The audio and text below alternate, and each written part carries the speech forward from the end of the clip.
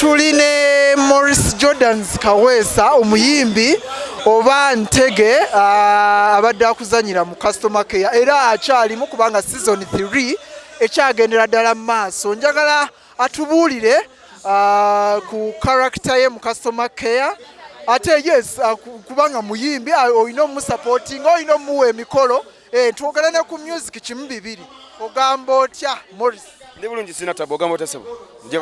Endozo tusooke n'entege sooka otubuulire ntege yaliwa character eno oginnyonnyola otya gy'oli mu customer care? Character ya ntege njinza oginnyonnyola nti no ntege yali musajja mwavu talina mu bulungi kasente naye ng'ate kambacho baba smart wire alabika bulungi kimama ne kimwagala ne kimuteekamu akasente.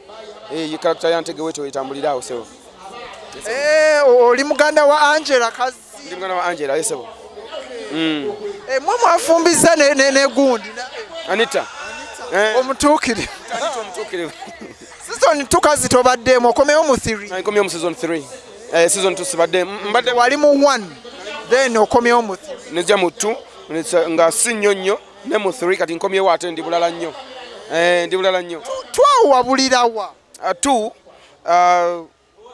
maama bwe yamala okufa nze nensooka nenvaamuko olw'okuba nti maama omutima gwange yali agutwala nnyo so nali mukkakkamu nnyo nga maama afudde birowoozo byandimu bingi neŋŋamba kansooka enveemuko so kyekyanzijamu ne musozi ne 3 ekyankomezaawo nga Anita ali bulala nnyo n'ekyobe so nga nina okukomawo okutereeza amaka tawulule ku nso nyinaze agamwa nyinaze esebo. Tuze kwati ninye emabega ku ntege oli owa season 1 eyali yeetwala ne Angela kubanga mwe mwali mukwatagana na Anita naye nga te Angela alinga ekazi temwali bamaama omu. Ate twali bamaama omu naye ekyo kyalibadde nti no tekitugana kwatagana kubeera kyekira kya bulijjo abaana bazalibwa bamaama ab'enjawulo naye Angela oyo kyatulemesa okukwatagana nga ye enkola eyiye ebintu byawaka byonna ayagala kubitunda ate nga ndaba byebyali tuyambye ewatali bazadde byebyali tuyambye naye nga ate yagala kubitunda so kyekyangana okwatagana ne Angela nenkwatagana ne kaganda kange kana akatoka Anita nga bw'omanyira big brother alina okubeererawo ka little sis saawa yonna. Ate nga Angela mu biseera ebyo yalinamu kasente mwe mwali temulinaamu nga mukyabeerawa. Angela ky'oba omanya musege Angela musege ky'oba omanya kyenyinza okugamba nti ne bw'aba ayina akawumbi ne bino obutono aba ayagala abisike byonna byonna biddire ye abitwale yoyo Angela. Yes, era simwagalira ddala paka kati simwagalira ddala. Tubulire ku best scene zo ne worst scene so far. Mu climax sorry mu customer care no scenes akugamba nti no this is my best scene or I know your worst scene but all scenes are good. They are good because they are educating something to the audience. Yeah they are good. Ekyobufumbo gwo kirowoozaako ddi? Anita yafumbirwa Angela yafumbirwa nga tulinga amakago nga tetubitegeera. Bwe nafuna omukyala ntwala nga ntwala eko kuba nze sirina ssente ndabika bulungi yes nyirira naye sirina ssente ziwasa nga Aleni bwe yali ampasizza n'amala n'abeera ng'afunye omwami omulala osanga bw'anaava ewakimera oba oli awo anaddamu n'antwala. Character yo eno abantu eyo bagirecevinze batya bajagadde? Abantu tebasobola gyagala lwa nsonga 1 nti mu Buganda wano mu regions endala simanyi naye mu Buganda tekikkirizibwa musajja kubeera ng'owasibwa omusajja olina kuwasa buwasa ne kati nze bampasa ate buwasa ekitakkirizibwa wano mu Buganda mu regions endala simanyi ne mu Buganda wemanyi okusinga tekikkirizibwa. Yandibadde nga mukazi we yasibibwa yavaayo mu kkomera. Sebo yavaayo mu kkomera sebo. Season 3 tumulindirire. Season 3 ajja. Ate Angela naye wali mumulinde naye wali gwe kyoba omanya customer care season 3 nayo eri muliro. So thank you so much guys okubeera nga muwagidde Aromatic Entertainment. Mwebali nnyo mwebali ddala. Tugenda ku Morris Jordans Kaweesa ng'omuyimbi.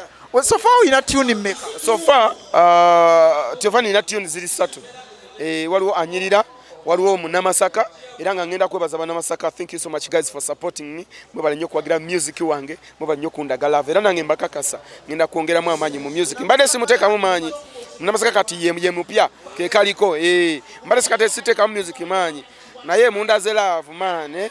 Thank you so much. I really love it. Thank you so much. So ngenda kwongera munnyo okulaba nga nyogerako ku music okubawo ekirungi. Wali music naye tomu performing wa. Yeah, music is mbadde sipa ngenda bwe nkugambye nti music mbadde simuteeka munnyo maanyi. Naye kati ke batandise okumpa emikolo nkuba ku mikolo era abampa emikolo mwenna bannaye mwebale nnyo mwebalire ddala. Wadde mbadde nkyali n'ennyimba bbiri naye nga mumpita ku mikolo n'ennyimba kati ngenda kwongerako ennyimba kati ne music mbere serious. Thank you so much. I really love it. Video weziri oba?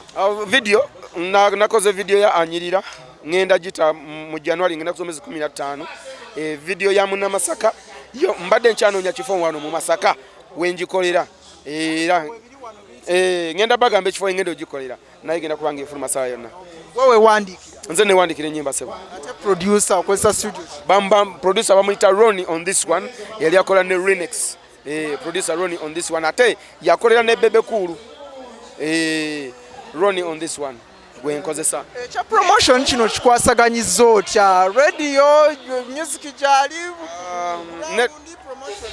promotion ekyo promotion era nga bwe nkugambye nti music wange Mukama Katondera mwebaza kyovola sapule sigita sawa yonna Mama Maria anyambye nti sinateeka mu nnyo mu promotion naye music yetambuza yekka ku TikTok kwali ku YouTube channel yange kwali ku Facebook kwali ku Twitter kwali so music wange atambula yetambuza yekka mbale sinamuteeka mu nnyo promotion z'amaanyi era nebaza ne Radio Buddu webale nnyo bali ddala ennyimba zange ozikuba abantu be Masaka eno baŋŋamba ne baŋŋamba Morris tulida akayimbako bwe kati Radio Buddu thank you so much okuba ennyimba zange mwebale nnyo mwebalire ddala. Oyogadde ku kyaddiini sapule omudaali tegukuva mu bulago. Omudaali tegunva mu bulago sapule tenva mu bulago olw'ensonga nti Mama Maria ye yandera nga nkyali mwana muto paka kati era yankuzizza nze watali Mama Maria sibaawo. Nenga yogisoma sapule ngisoma bulungi mukama wange ngisoma nnyo. Nabikira obutagera na ku church ku Sunday. Anti kati era nga Mukama Katonda bwe yagamba nti tebifaanana abifuna. Character oyinza okulaba nga nina yanjawulo wano naye ate munda nga nera nina ndala. Yesebo boss. Wawasa omukyala twamulaba. Omukyala mwamulaba. Naye yesebo naye anjula sebo. Yesebo naye. Oli musajja agumidde obulako mpeta. Agamba ati omukyala ebigambo nno byayogerwa awasiza mukulu biki. Nedda munnange ebigambo ebyo olekanga abantu ne boogera. Kuba buli omu aba alina ekirowoozo kyalowooza. Omuleka nayogere kimuli ku mutima. Kati omukyalo Morris Jordan's Kawesa straight out Aromatic Entertainment. Ngobi kubira nga temuwagira customer care live on stage bana mwebale nnyo kujja ku Maria Flow mwebale nnyo mwebale ddala mwatuwagira mu Nawolovu mwatuwagira mu Makungula mwatuwagira mu Climax mwatuwagira mu Intununs mwatuwagira mu Climax season 1 mwatuwagira ku Best Friend muzenera mutuwagidde ku customer care. Thank you so much. You turn bana mwebale nnyo mwebale ddala buli wetulaga mutuwagira Maria Flow buli tujja tujjuza era mbebaza mwebale nnyo mwebale ddala bana yes tubagala nnyo mwebale nnyo mwebale ddala.